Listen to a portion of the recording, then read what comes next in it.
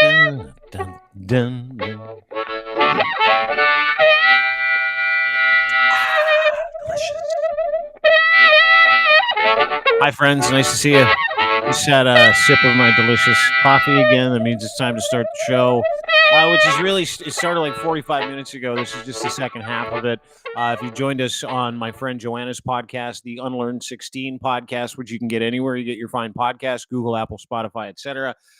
She is a teacher with 20 years experience. She's an influencer. She's an educator. She's a bright light in a dark world when it comes to being able to educate people with like short pieces of content. You can get her on TikTok, Twitter as well, Unlearn 16, and subscribe to her podcast. We literally just finished 45 minutes worth of heater conversations about what's going on in Alberta, what's going on with kids who are trans, rights, basic human rights. And we're going to continue that conversation here with my friend who now I'm part of the community, the tattoo community, by the way. You're super tatted. Yeah. You're super tatted. I got my first one. Just want to bring this up at 50 yesterday. There 50 we years go. old. First tattoo. Yeah. How does it feel? How did you survive it?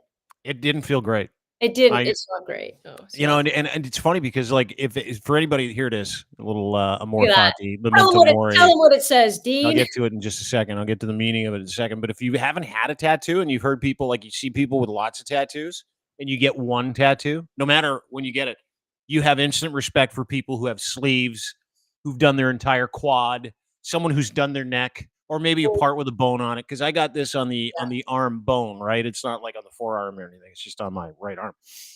And it didn't feel awesome. No, there were times when he was going over it again and again and again where I'm like, man, I don't like this. And you didn't get any color or shading because that's the real pain in the ass, because they'll do the outlining.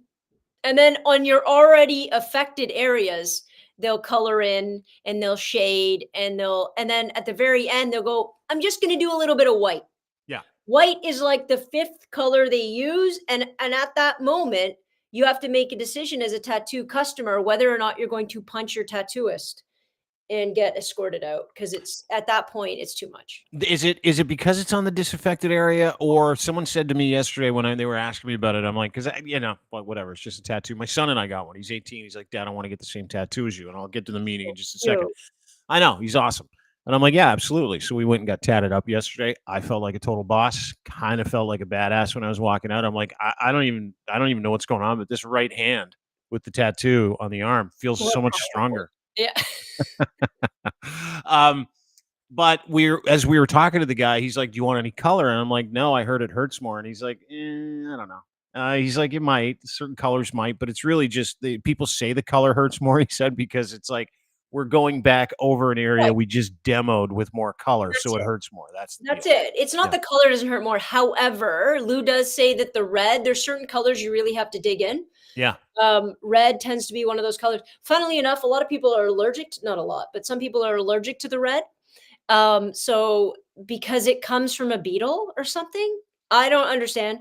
But people can just, and their body, if they get red and they're allergic to it, your body just spits it out, kind of like a sliver. Oh, wow. So it'll be colored in red and your body will it'll bubble, and like spit out all the red till it's clear again.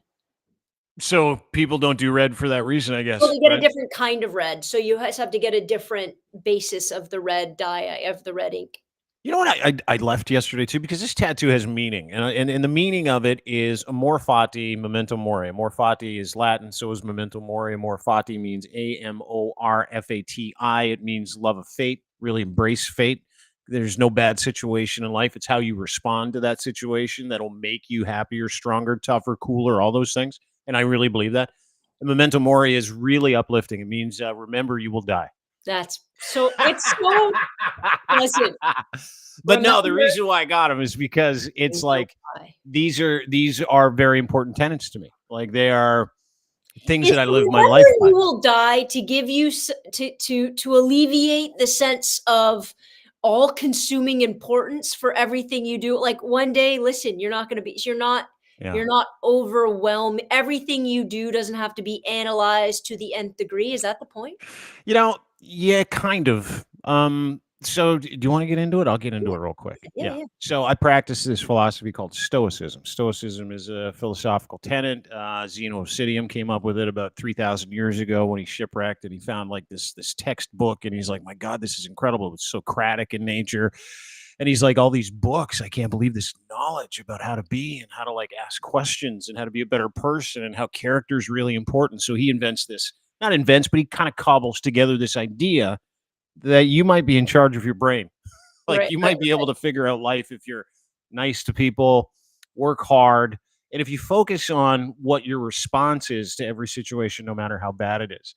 Part of that is negative visualization, visual. And so that's the amor fati, which is like I welcome all things. I don't care how good or bad it is. I find the opportunity to grow, get better, get advanced, to learn things through tough situations, going through court cases, wink, wink, nudge, nudge, stuff well, like that. that's perfect. I was gonna bring that up as soon as you're yeah. Yeah. We can get to that too. But amor fati is the love of fate. I love how things happen to me and around me because that's my challenge every day, right? It's to look at the way that life happens and just say it's not happening to me. I have agency. I can figure this out and I just have to try. Mhm. And the learning experience takes failure away from my life on a daily basis because you can't fail when you're learning no matter how things Right. go, right? Yeah. And so there's that. And memento mori is fascinating because I remember when I started reading Stoicism, Stoic texts, Marcus Aurelius, Seneca, and Epictetus, and you go through it. And I've got a mentor. His name's Donald J. Robertson. He wrote a book called How to Think Like a Roman Emperor. And I had to have him kind of really take me through the concept of death. Right. And death is fascinating because it's going to happen to all of us, right? Like it's not. You're not avoiding it. And We'll here's the see. other thing: you don't We'll get to see, Dean. choose. We'll see. Most people don't get to choose when it happens. And because of those two factors, when it comes to death, it's going to happen. You don't get to decide. It's just the way life works. Sometimes you do. Sometimes you don't. The importance of enjoying, Yeah. loving, Sure. being a good human being in this experience, Totally. responding well, the importance of amor fati, Sure. the importance of remembering that this experience is finite Yeah. for a lot of us who don't believe in the afterlife, who do believe in the afterlife. And you can. I believe in something. I don't know what it is. But here's the thing I'm really excited to get there when it does happen. I'm in no rush, Yeah, yeah, but I yeah. have zero fear of death at this point of my life. And if you ask me, when you talk to psychiatrists, psychologists, my friends, I work with guys who want to quit drinking, want a better life. One of the things that we really work on a daily basis is understanding death. Mhm. And it really, really is. It's getting to a point in your life where it's not this thing you're running away from. It's this thing you deeply understand and respect, and that motivates you, gives you fuel to To take do control of your important life, things. to Yeah, sure. enjoy your life, to be Yeah. kind to people, to experience the fruit of this life. And the Right. fruit of this life for me is to be of good character, do acts for the common good, and make the That's community it. around you just a little bit better every day. That's it. Yeah. So No, that's the importance of this can you tattoo. imagine if everybody just lived like that? Yeah, I can actually. Can you It's, imagine? my entire family lives like that. My Wha kids lived like that. what I find interesting about the lawsuit coming from Pierre and his ridiculous group of rebel news, fake whatever, is the fact that like, Dean, you have a level of popularity, but for them to come after you, do they understand they're just magnifying that? Yeah. Do they understand that this attack is actually going to elevate people who hear you, listen to you, think about if they would have just ignored you, they wouldn't have in like not only are you raising this money and you're going to go beat them and there's going to be legal precedent for what they're doing and the way they're doing it in those kind of harassing, bullying, I got a bit of money, kind of shut you up kind of way.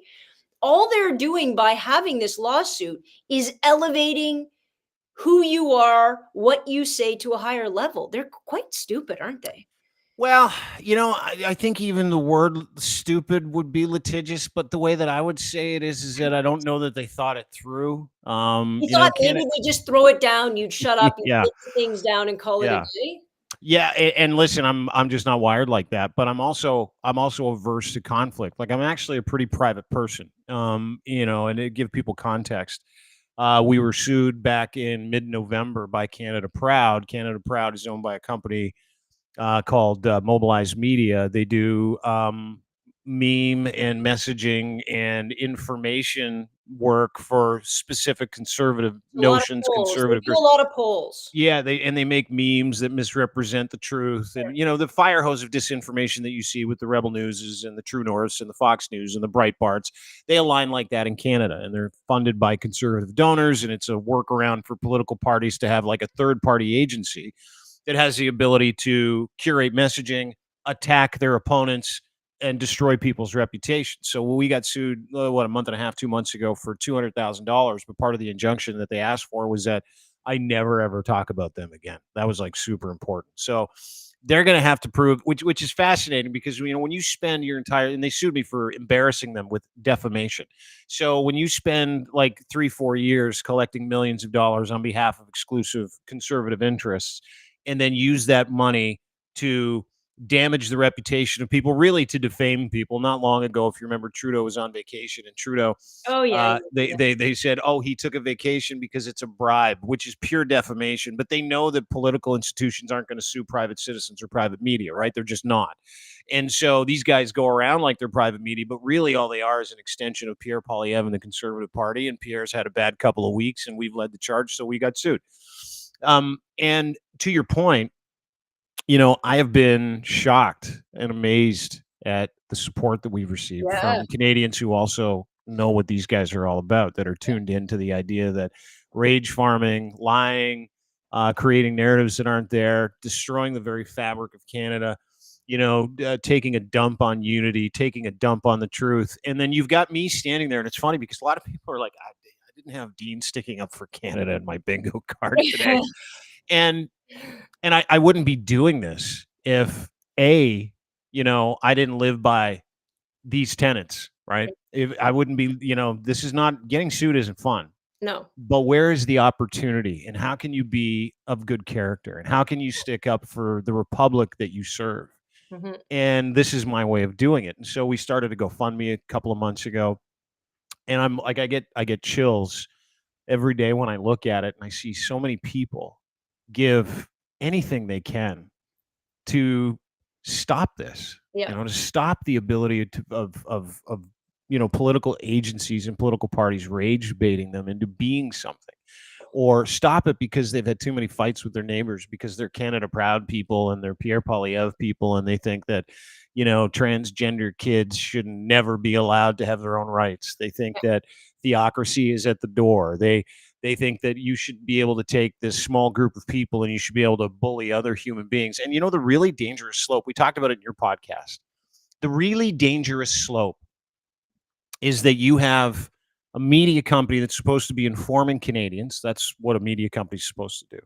Acting on behalf of a political company that is trying to kettle and manipulate Canadians, now threatening Canadians, suing Canadians. Yeah. Like, How is it's a real roundabout way of really screwing with the Constitution, right? it really is. I And election mean, laws. Yeah. yeah, sure. Yeah, yeah, yeah, for sure. And it's so funny that I find it hysterical when these companies sue anybody, considering on how they run their platform and how they run their ridiculous news agency. Embarrassment? Are you okay? Yeah. Like, you're going to sue somebody because somebody embarrassed you, and how the hell are you calculating this $200,000 net loss? I always find that fascinating too. Like, Yeah. did somebody look at you and say, "Oh, we're not giving you this job because Dean Blundell said you were an ass"? Like, it's going to have to be that clear of a link. But they know they're not trying to really prove anything. They know they're not going to win. That's not their goal. Their goal isn't to win. Their goal is to make you quit. Mm-hmm. Just like every big lawsuit, which is a fundamental problem, to be honest, with civil law in both Canada and the United States, because it's never who's right, it's who has more money to put on the side of the winning team. And if we're really talking about that, most media companies are subsidiaries of subsidiaries of subsidiaries, political energies or political entities, because no matter what political party you are, because I will put them all in, a lot of people in the same bag when you're talking about these little companies, in the sense that if I need advertising to function as a paid whatever, I need to make sure my advertisers are happy. If my advertisers are funding a particular political party in order to get corporate tax breaks and, power structures put in place, then my advertisers over here that are funding political candidate A have a vested interest in telling me how to do my business. Don't run that story, run this story. Don't do that, do this. That is happening all over the goddamn place. Want to know how we change it? We forcibly, and as they're trying to get rid of the CBC, guess why they're trying to do that? They're trying to get rid of a publicly funded entity that it doesn't matter, nor should it matter, who's in political office. They should have the exact same budget, the exact same power. They should be they are the fifth estate. Let them do their job, but you have to do their job without reliance on advertising money, because when they're reliant on advertising money, then they become reliant on the same people who are pressuring governments to pass certain policies. There's the problem. So this Nailed it. we should absolutely have a publicly funded, taxpayer-driven, all taxpayer-driven news agency, and their job is to, heaven forbid, tell the goddamn news, not lead with Kim Kardashian, not lead with the football game because we saw Taylor Swift. Heaven help me, I love them too. But actually do investigative journalism to any end they get to. And their budget should never change. No matter if the conservatives, the liberal, the ND, it doesn't matter who's in power. They are a separate entity to the government system that exists. We should be looking into not cutting their budget. We should be looking into constitutionally acknowledging this is a need for actually fair media coverage across Canada, right? Yes. Yeah, across Canada. That's what public broadcasters we should be looking into. I don't Not disagree. all of these other media agencies popping up because they're all seditiously and secretly, sometimes not even covertly funded by certain. And again, you could apply the same thing for CNN, and you could apply the same thing for these big agencies. Their advertisers support certain political backings. If you want them to be straight up, not about the ratings, and if you're not, because we all just want to see, again, Taylor Swift in the headlines. That's why CNN has played so much friggin' Kanye West. Like, if they're going to be driven by user content, like how much viewership and advertising dollars, great. They're going to become less of a news agency and more of an entertainment. Cultural entity. A cultural entity. That's the segmentation in this industry, Joe. Yeah, the segmentation is all about culture. How do you super serve a culture? So, to your point, we saw a story yesterday that was fascinating. It was a story about Galen Weston, right? And let me connect some dots here, and I'll explain to you how right you are without knowing that you're incredibly right. And as someone who's come from the traditional media industry, who spent 15 years working in radio at a fairly high level, I can explain this because I've lived it. I've seen it. I was part of it. I understand how it works. So in the case of Galen Weston, who is under a mountain of bad PR right now because he is one of the biggest, if not the biggest, grocery store oligarch in this country. He's voted against fair pricing for groceries because he is an oligarch. He owns basically every delivery system and every way you can get groceries in this country. It's not all he owns either. Galen Weston also owns a variety of other interests. And Galen Weston's chief lobbyist is a lady named Jenny Byrne. Jenny Byrne was outed as still lobbying on behalf of Loblaws, for Loblaws, as she is the senior advisor to the leader of the opposition, Pierre Poilievre, which is a massive fucking no-no. It's not just a conflict of interest on every level. It is illegal. So, having said all that, let me switch gears. News story comes out yesterday on CBC, Canada's national broadcaster, just CBC. Okay? Of course. This is this little story that kind of just slipped by that I brought attention to that went viral. And the story was about how 10 years ago, 1,134 people died in a Joe Fresh factory in India. Oh, right. I remember that. 1,134 in one day because the building fucking collapsed. Bangladesh, right? Yeah, in Bangladesh. Sorry, yes. That is where Galen chose to make cheap sweatshop clothing. Okay? This ran in the CBC. It's the only place it ran. It's a big story. And the reason why they ran the story, two reasons. One is people there still haven't received any benefit for dead relatives. Working conditions are still the same. They've done nothing. They've just hid from it. Sure. Now, the reason why that story ran is Galen Weston advertises everywhere with the exception of the CBC. So the CBC doesn't take any Loblaw stuff. They Yeah. take no big oligopoly money. They don't. So they're free to run that story. The reason why you don't see stories run about Loblaws is one of the biggest traditional media advertisers, and it is entirely strategic. There you go. It is all about, hey, if I give City TV, if I give Rogers, if I give Bell, let's say we give them all 10 million each a year for these advertising, and anything happens where someone finds out we've buried like 1,000 deaths at a Joe Fresh factory, no one's going to run that story. Well, the CBC did, to your point. And why?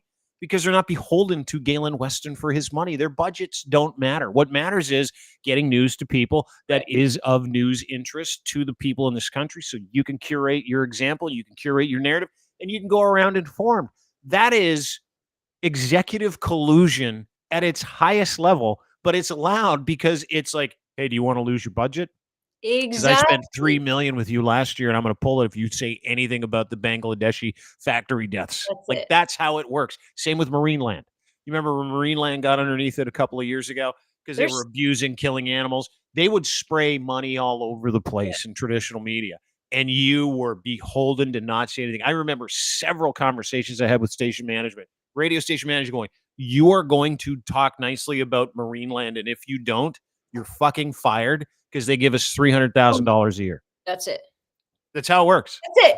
Yeah, that's the you're end 100% right. Yep. That's the end of it. I don't think news should be ever beholden to a political party or beholden to a corporate entity. We should be able to create a free existing, again, you got the legislative branch, the executive branch, the judicial. We should have the media being a free operated, not beholden to any of the above in order to do their jobs and do it well. Period.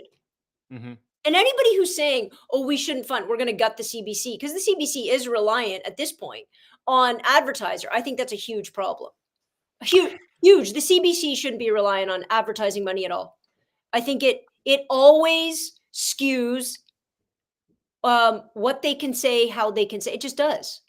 Yeah, but there's an argument to be made because, listen, every single one of our traditional media outlets in this country is also government funded with taxpayer subsidies, money that they beg for every day. Paul Godfrey, when he ran National Post and the Post Media Company in Canada, said, hey, listen, one of our... beg for that either. The minute they have to beg for that, they haven't done their jobs. They capitulate to whatever government's in power. 100%. Bullshit. They shouldn't be able to, they shouldn't have to do that either. There should be a standing, this is it. Yeah. This is the space where money of any kind and political clout does not get to cloud, does not get to, decide narrative. Yeah, you can't, it doesn't matter who you are. It should be between taxpayers. Exactly. Yeah. The CBC should be run by taxpayers for taxpayers. It shouldn't have people on the board that are friendly with these guys or that guys. But it's unfortunately friggin' randomly pick them by draw. Yeah. I wonder if my name will get picked for a CBC position. I don't think I'd take it. I don't think I'd take it because it'd be like you got to watch all the shows on Gem, and I'm not interested in that. They're like, "What do you think about Gem?" I'm like, "Listen, I can't watch it. We should just get rid of it." Look, in the CBC, maybe there's places we can cut. I don't mean to be mean, but I'm just saying maybe there's spaces we can cut. The CBC should be better than the BBC. It should be the place everybody looks to. Why? Because it doesn't have any of those influential people being able to control and mitigate and change. And everybody from every political party should enjoy this. Technically. And the only reason you stand against it, you're like, oh, well, shit. Like, my connection to that billionaire is not going to make any difference now. That should be the only guy that has a problem with it. And to be honest, lots of politicians will have a problem with it because they all call in bets. They all, you know what I mean? Oh, it's amazing. Like, dude, I remember when I was on the radio, you'd get a phone call. It's like, hey, you got to interview Tim Hudak. And I'm like, Oh, that's unfortunate. Why? Well, he wants to come in and talk about the new Oh, boring. conservative platform. And I'm like, all right. And then it's like the next day, it's like, hey, you got to interview Tony Clement. And I'm like, Tony Clement? It's like, yeah, what is he? And he's like, he's the finance minister of Canada. I'm like, all right. Hey, you got to hire Tony Clement's son as your intern. I'm like, really? I'm like, yeah, There it okay. Because is. he was buddies. And I'm like, all right. So Max, lovely person, who, by the way, goes by Maxine now. So it's really nice. Like, I'm really happy. Great human being. And then, Really? She has yeah, Tony has a trans daughter? yeah, yeah. Very proud. Very proud. Oh, Yeah, I didn't know absolutely. Yeah. that. Well, Um, wouldn't this be a lovely time to have him back on my podcast so we can talk about what Danielle Smith's done? So he has to ally himself in a very uncomfortable position. yeah, Because let's for be with his honest, son. Yeah, yeah. his boss would be, well, they're all Reform Party members, right? And Stephen Harper is still his boss. Come on now. He's still Stephen everybody's Harper boss. is Pee-Pee's boss He's too. everybody's boss, Yeah, yeah, yeah. right? So what's Yeah, if going you're on with a Danielle religious Smith? ideologue, your boss is Stephen Harper. He's the guy. Every time I look at Stephen Harper, I think of that line from Jaws when Quint talks about what happens when a shark's eyes roll over what, like you look at him and it's a doll's eyes until they roll over white. And I'm like, that's Stephen Harper's eyes. They're like dead inside. Yeah, I mean, that's he's doll's he's eyes. he's one of those like, and it's not just Stephen Harper too, right? Like it is every single person that is attached to anything to do with any conservative interest, because that's why I had to interview these guys. They all had, conservative friends and conservative government. Let's keep access to these people. So you'd have them in, you'd have them on your show, whether it be John Tory or whether it be, and you're like, oh, I'm just repeating the talking points that my boss at the time was like, hey, and he got the Order of Canada from Stephen Harper shortly thereafter for, helping the institution, helping people see the conservative light, helping him, kettle people, putting conservative There it people at the is. front of the media list. Yes. And dude, I was that guy. Like Right. he would call me and go, I need you to interview this student. I'm like, yeah, Yeah. okay, whatever you need, because you pay me a lot of money to be here and you allow me to say all kinds of gnarly shit. So if Right. you need me to interview that guy, I will. But that's how you're beholden to it. Like they attach a paycheck to it and then they tell you that this is what you got to do. But those executive relationships, to your point, they run media and they always have and they always will. It's nothing new. Right, Nothing it new. isn't anything new, right? No. And that's why, but the funny part when people like Peterson or Musk or whatever talk about legacy media, they pretend as though it doesn't infiltrate every single branch of the media. You talk about Rebel News and Proud, whatever. What is it called again? Proud, Canada proud. Yeah. Yeah. Proud. Yeah. All of these small media.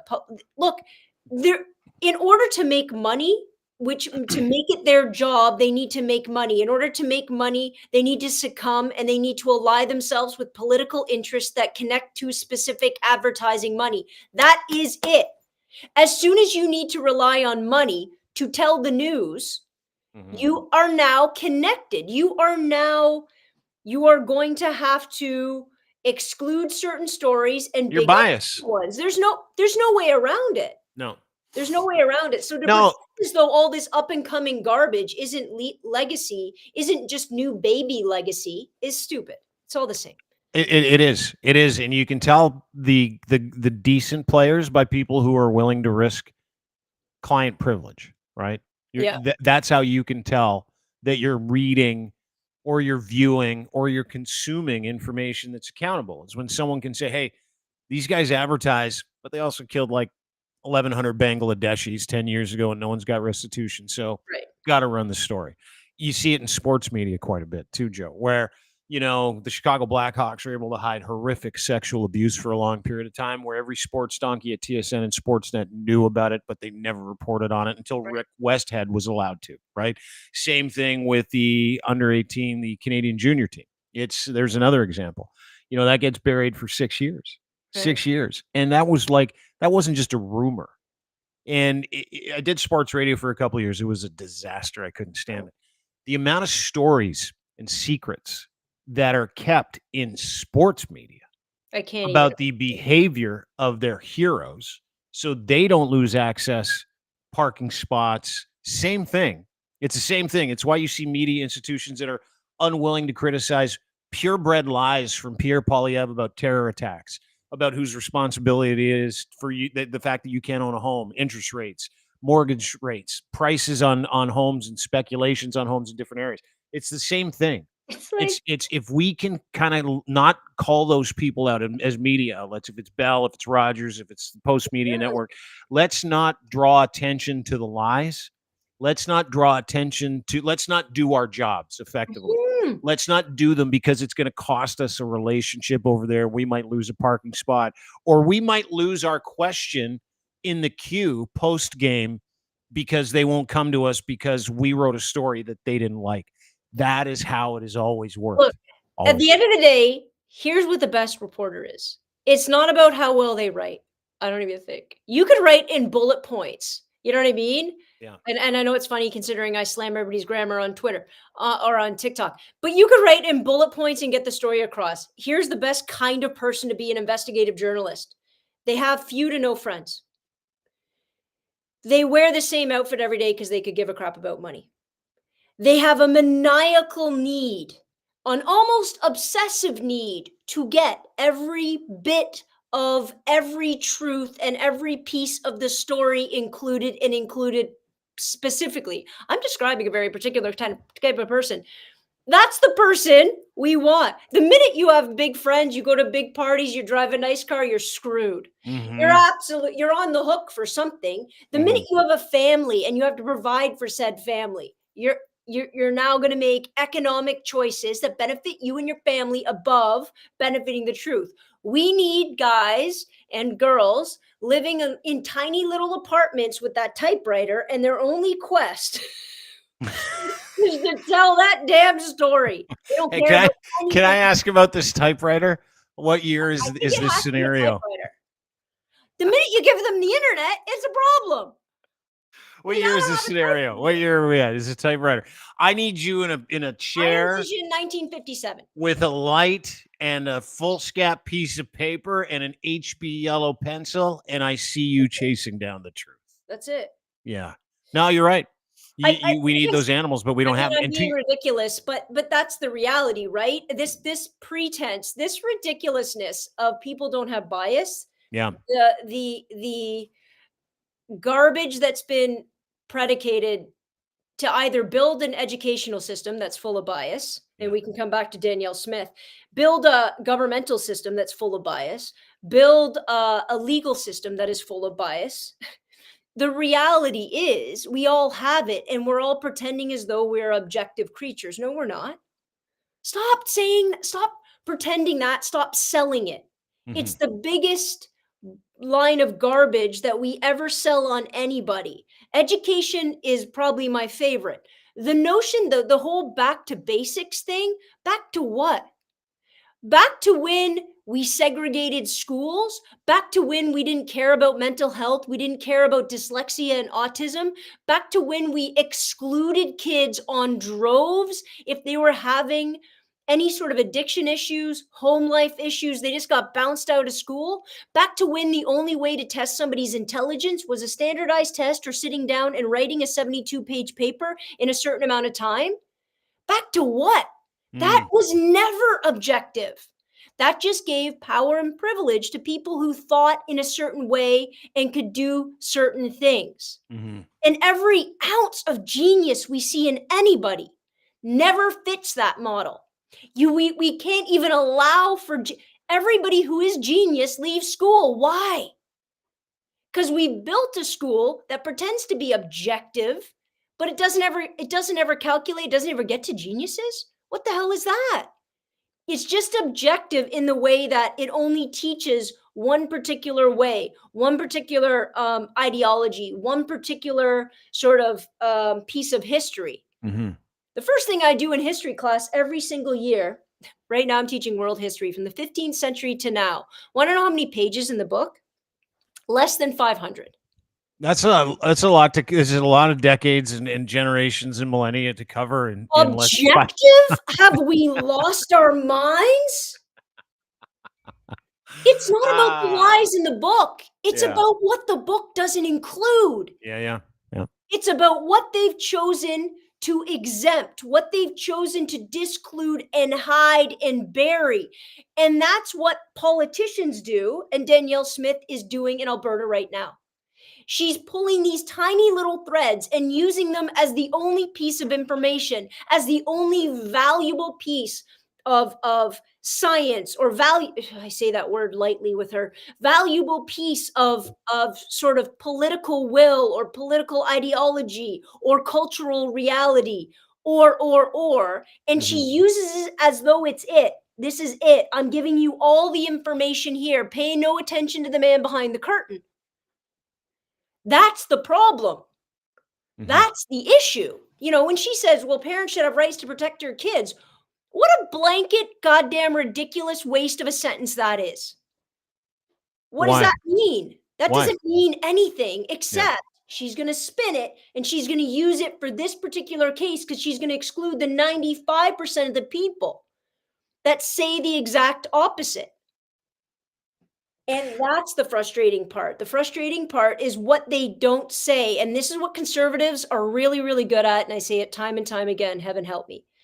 They boil crap down to a meme and a 30-second clip and a tax cut and a we'll stop those people.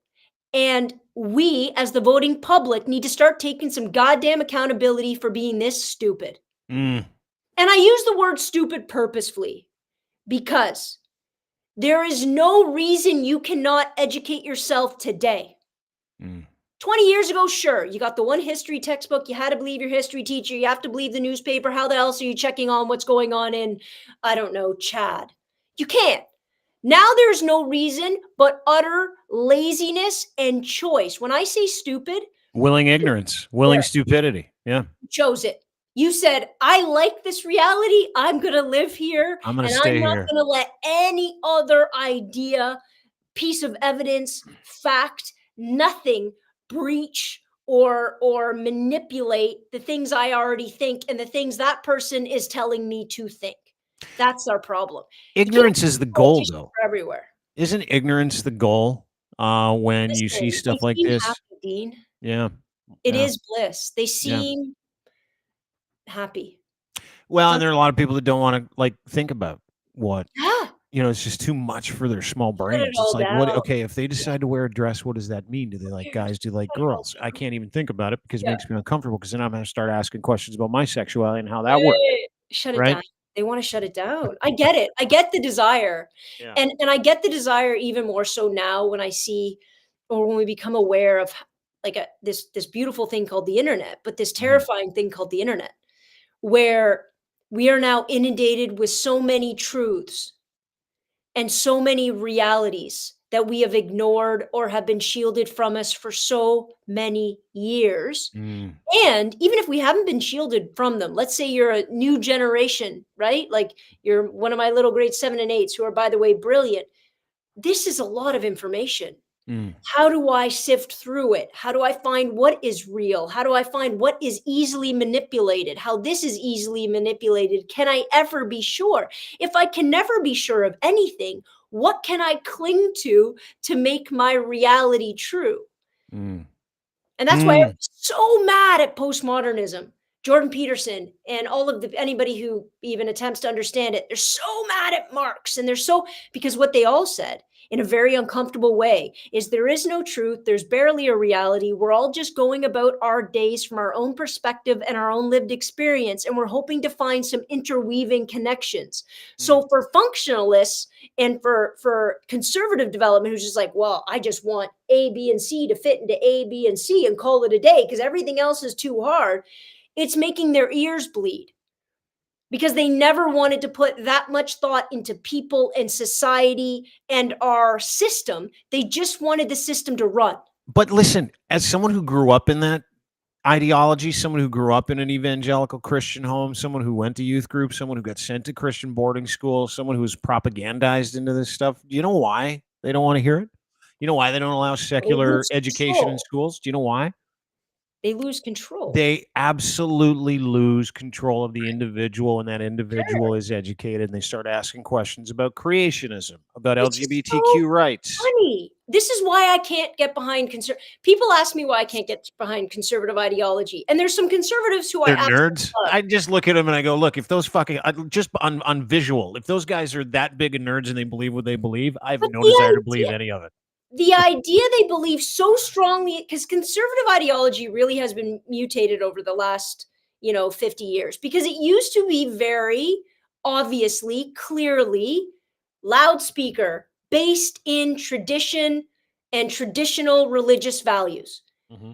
Fine, that makes sense to me. What doesn't make sense to me is now you've shifted it, right? The Republican Party and the Conservative Party still have this, but don't these asses talk about the individual all the time like they should have complete control over their own lives, their entity? This hyper level of individualization doesn't go with your traditional conservative religious values. Those two things don't go together. They can't. They are at odds. And somehow people believe, well, I can still be an individual as long as I follow all of these other things on this template right here. And heaven forbid I ever stray from it, because then I'm no longer, they can't go together. No. Individualism only goes with liberalism, not the liberal party. Everybody calm down. It goes with liberalism in the sense that everything is changing, everything is progress, everything is new, and we're constantly having to reinvent, and the individual should be leading that charge. Conservative believes everything can't be new. The individual shouldn't be leading it because we already figured it out 3,000 years ago. We should just be following the template. That's the difference between those two ideologies. But somehow the Conservative Party, the Republican Party, and this is why I think they're so focused on these stupid guns, because they've just said the only way you can be an individual is have a bunch of guns.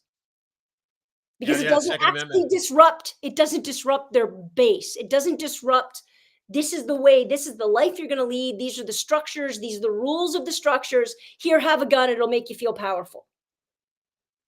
I can't think of any other reason.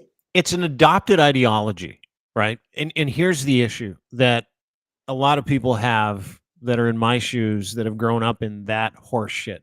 And it is horse shit. It is pure fantasy. It is, if you don't believe that Jesus is going to come back and take you up into the sky during the rapture, which has come and gone 4,000 times, then you believe that you shouldn't be unequally yoked, and you believe that the woman is not the head of the house, the man is the head of the household. The woman needs to submit to her husband. That you also believe that being gay is a sin and being gay is an aberration, all these things that come from the church. And to your point, they don't want those things to change. So if you know that traditionalism has that kind of hate, exclusionary hate built into it as a form of sin, and you know that these people that are riding for that religious brand, that kind of theocratic brand, hold their eternal salvation, meaning what they think is going to happen when they die, because that's why they're in this, right? They've been told that they're going to live forever. And every decision they make on this planet is a reflection of their Lord and their religion. What do you think they're going to do? You think they're going to serve the people? They never do. They never do. It's this overriding need to serve the person that is going to give you this golden ticket. If you've seen the Polar Express, it's the same thing. It's like, hey, listen, I got this golden ticket. I'm going to go to heaven because I said this prayer. All I have to do is completely and utterly submit myself to something that is totally and wholly unprovable, and I have to act like those people and believe the things they say. There is no individualism in adopting someone else's ideology or someone else's operating system. There is, and here's the other thing. You wonder why a lot of those people, Joe, believe in, I've come to this recently. You wonder why a lot of those people are like, we're fucking down for a dictatorial government. We're down to be kettled by MAGA and Maple MAGA. We're down for Trump. We're down for PP. We're down to be told that you people have to be oppressed. We're down for dictatorships. Do you know why they do that? They like being because that is evangelical religion at its They don't wanna core. be You serve told. one dude, you have to be told. You can't figure it out on your own. Look, The if ability to reason and critically think does I not don't want exist. it, but here I understand. Let me play devil's advocate. I understand not wanting it. To critical thinking and constantly evaluating is exhausting. It is exhausting. And for somebody, for anyway, like you're talking about religion, but we could be talking about functionalism as a societal construct, right? This idea that everybody has their spot, everybody's supposed to do their job. And if we all do our jobs well, we all get better and we all progress and life goes on. There's a reason why the Bible and the Quran, and I don't know what it says in the Torah, but there's a reason why religion doesn't like homosexuality. It's very practical. We don't have babies. I realize there's a whole IVF thing going on right now. I get it. Science has stepped in and really changed all of that. But for the most part, pre-IVF, okay, gay couples don't have babies. And this is a problem because you're not populating. If you're not populating, you're not building for the society, the religion, the whatever.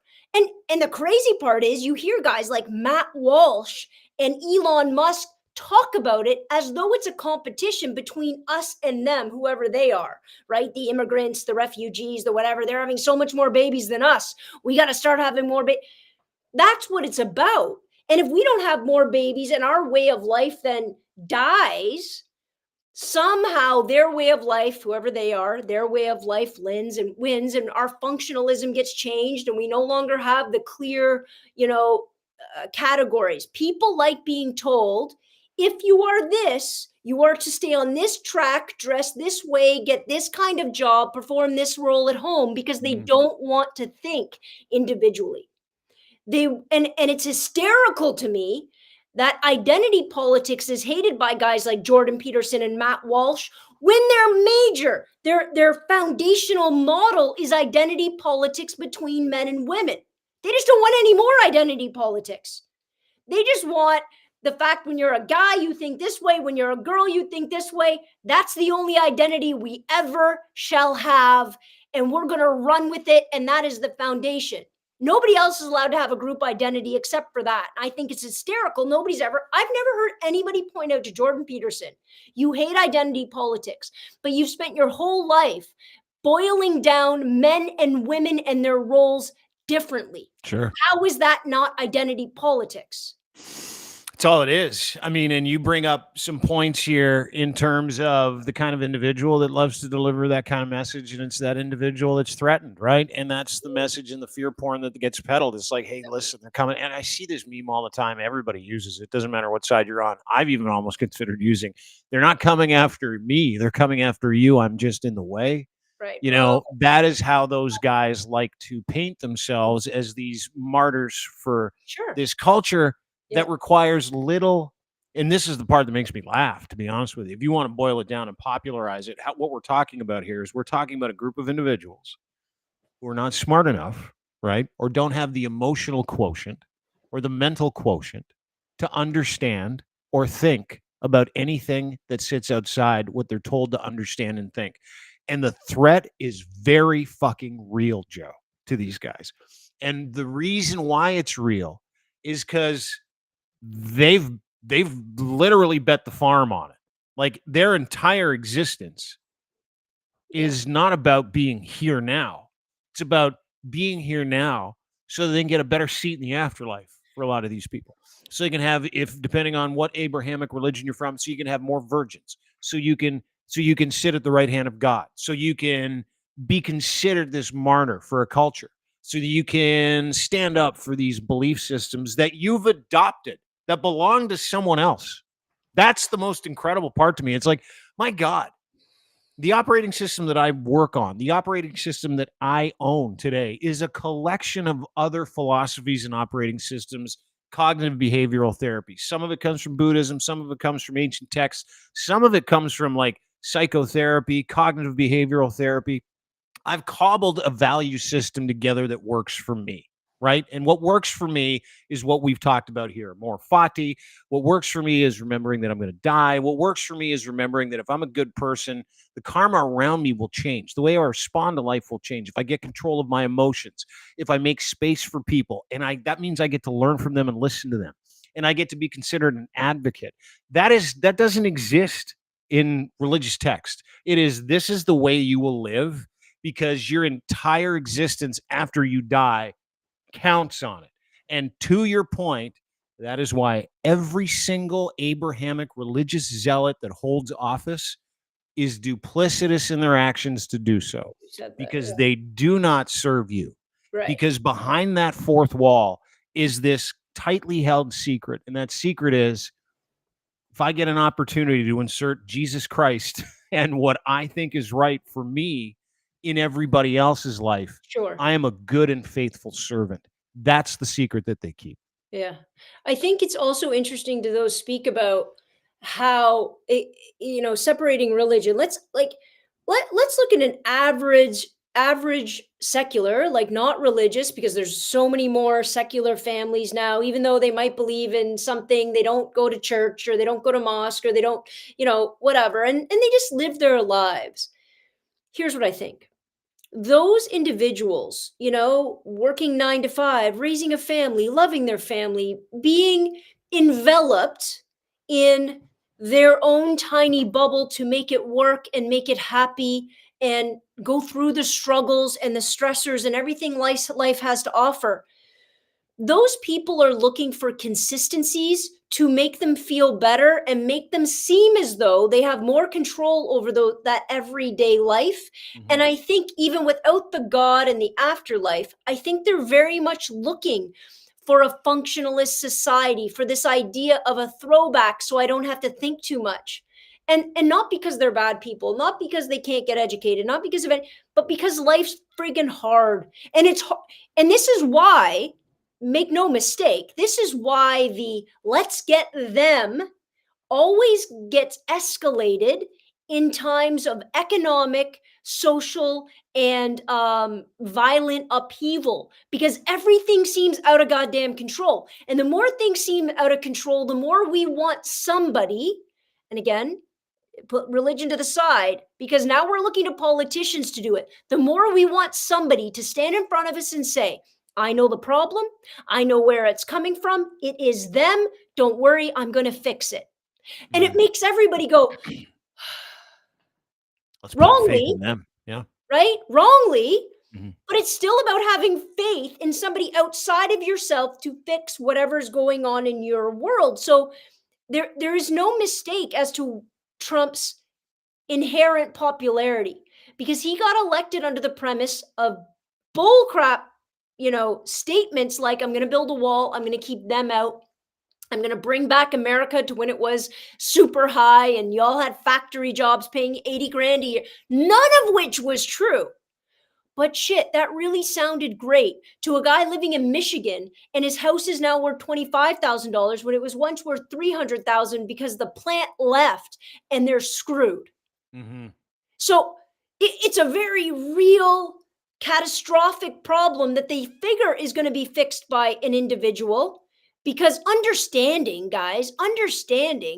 deep rooted economic theory and industrialization and globalization and international trade and free trade, that's too much It's a for big hill to some. climb. Yeah. Too much. It's too much a lot of times for me, and that's what I immerse myself in.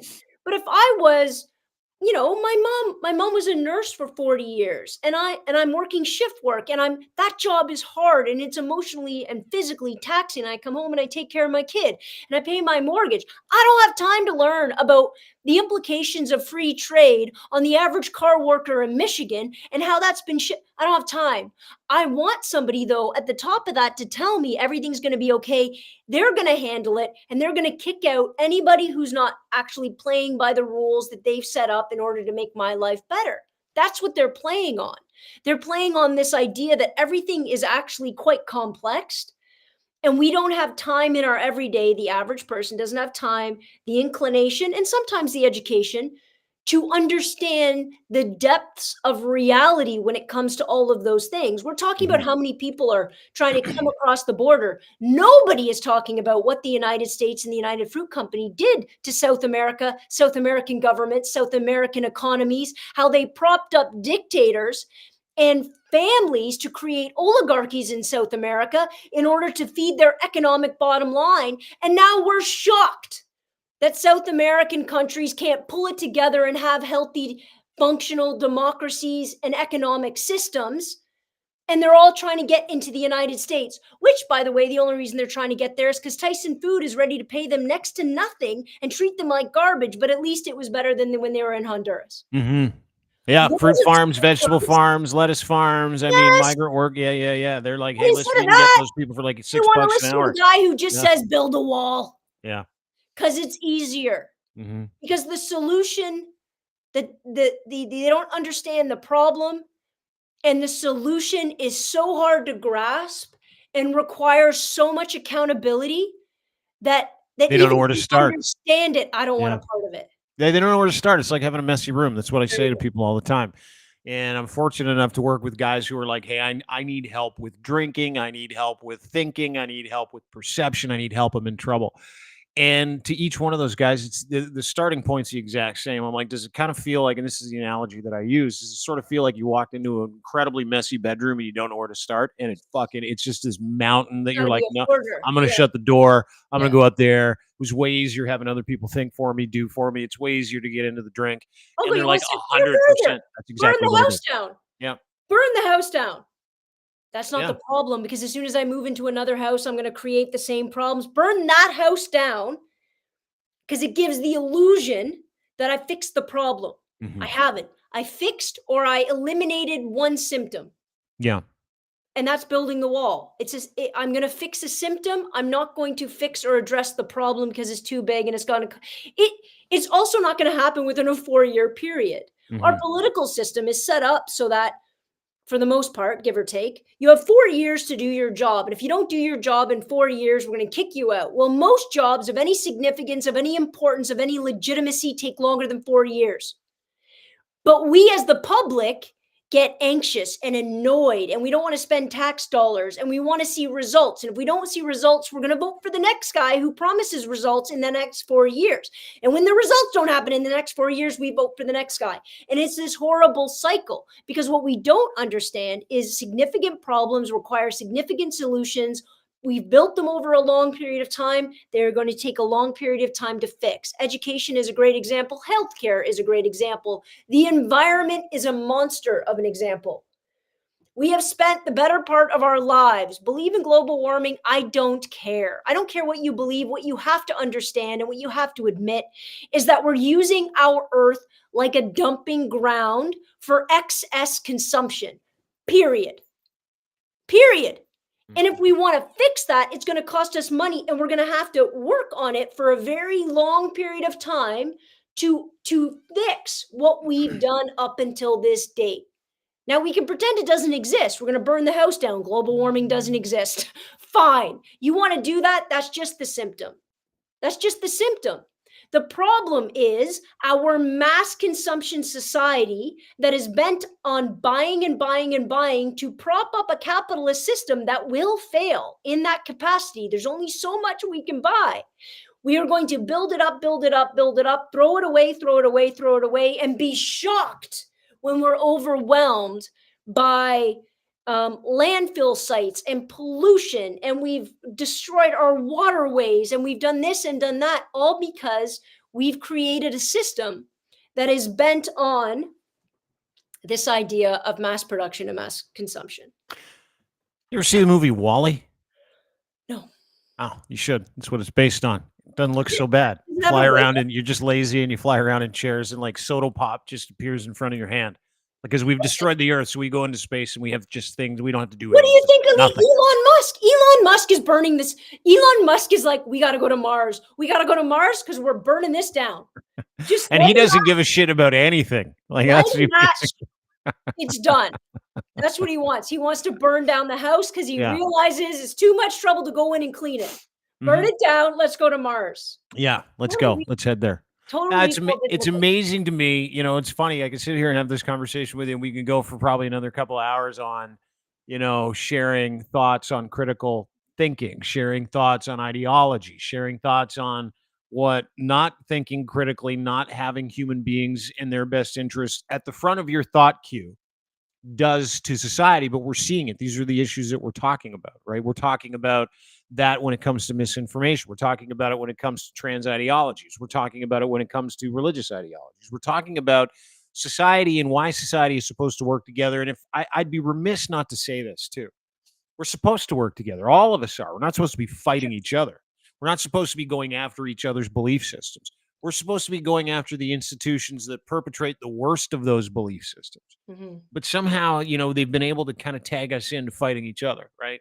And well, that's the point. yeah, Actually, that's the only the hide the class war behind a culture war. Yeah, 100%. The best thing, and I mean this facetiously, the most powerful thing colonial governments ever did and ever taught people how to do was create division so that you are oppressing a group of people, and you set it up so you divide them, dividing and conquer. You divide them, let them fight amongst themselves. One time take their side, one time take their side. All the while they realize that you're the one that's benefiting off of all of it. That is the most significant, powerful lesson that was learned after colonial times. When people say we should stop talking about colonialism, I'm like, listen, the lessons they have taught and that allowed them to gain and monopolize and then utilize that much power, those lessons are still through and through our culture, through and through our ideologies. How do I pit A versus B so I get to ride above it all and make money off of both? We do it internationally, we do it domestically, we do it corporately, we do it in every way, shape, and form. Capitalism is predicated on it. Competition makes you the best. Beating that guy makes you the best. I don't know. And again, people are like, oh, she's such a communist. Listen, I'm not saying that I know the solution. I am saying, can we all acknowledge the flaw in the very economic model that is running our world, that tells all of us we fight each other first, and that's what makes us rise to our best. Yeah. That fundamental belief is the problem.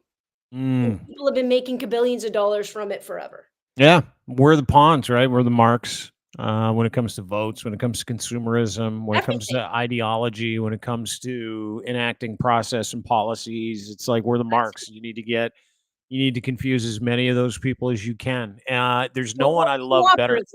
What's that? Go ahead. Or cooperatively, that's your downfall. Yeah.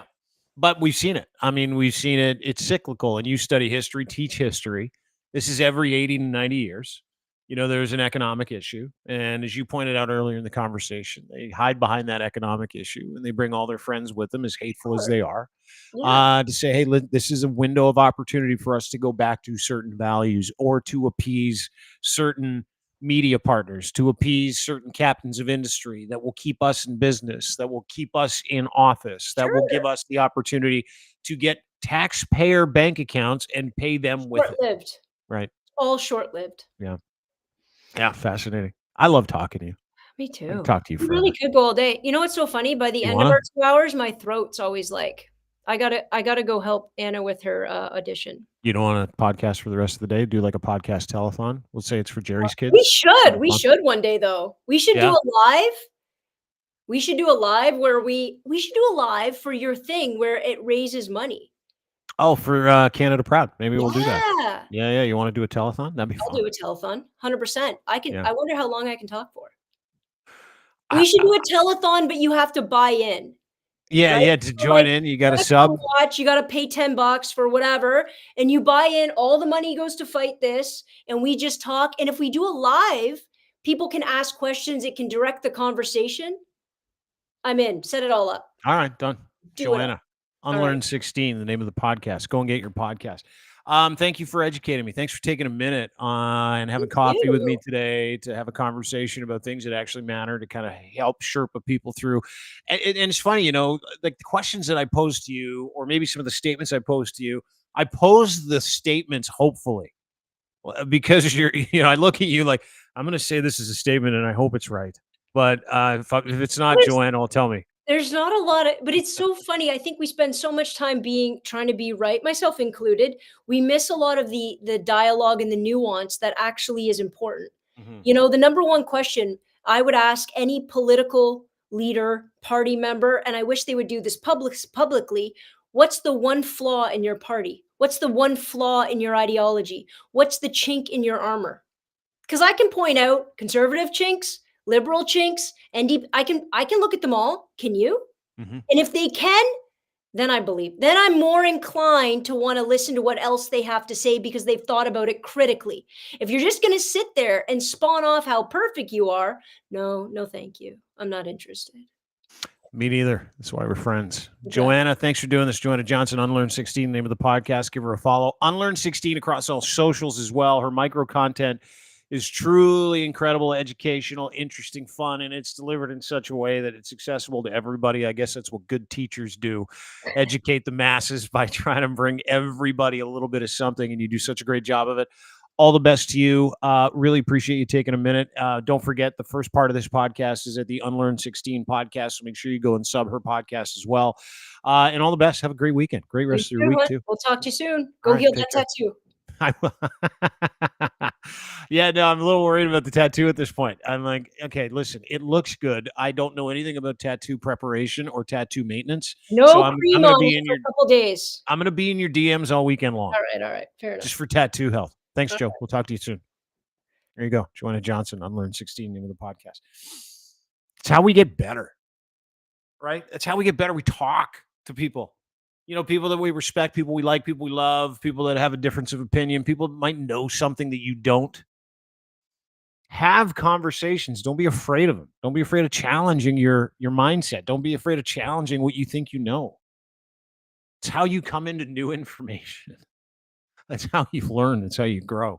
Anyway, thanks for being a part of the show. Really appreciate it. As always, it's brought to you by our friends and very good friends at Cantork that has made this possible. Continue to be an incredible podcast partner. They got a podcast of their own called Talking Torque. What do? They make rugged, hardworking torque wrenches for heavy industry around the world. 20 years of experience, really valued partner, wonderful people. And they've got all the solutions for heavy machinery, industrial tooling under one roof, specifically when it comes to any bolting needs. They make the best torque wrenches in the world right out of Edmonton, Alberta, Canada. And if you've got a solution that you've been looking for a bolting solution for, they'll do it. Boring machines, big tunnels, doesn't matter. It could be in the nuclear industry, railroad industry, heavy machinery, forestry. It doesn't matter. These guys make the best torque wrenches in the world to spec for you so that they work and they are on call 100% of the time. So if you're looking to become a distributor or if you're looking to take advantage of their 20 years worth of expertise worldwide out of Edmonton, Alberta, Canada, proudly Canadian made, go to cantork.com. Today, also brought to you by our friends at Gitch, the #1 boxer brief in Canada, made for Canadians by Canadians right here in Canada, engineered for any level of performance. Boxer briefs, pouch in the front. I love these things.